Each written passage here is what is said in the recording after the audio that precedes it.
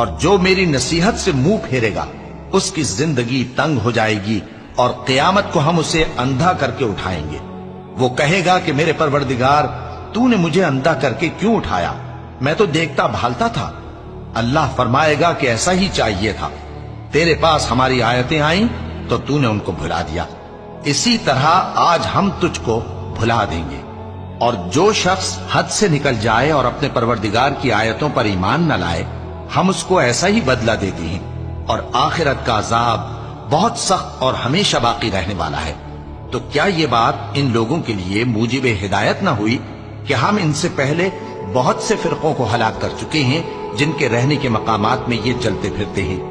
عقل والوں کے لیے اس میں بہت سی نشانیاں ہیں، اور اگر ایک بات تمہارے پروردگار کی طرف سے پہلے صادر اور جزائے اعمال کے لیے ایک میعاد مقرر نہ ہو چکی ہوتی تو نزول عذاب لازم ہو جاتا۔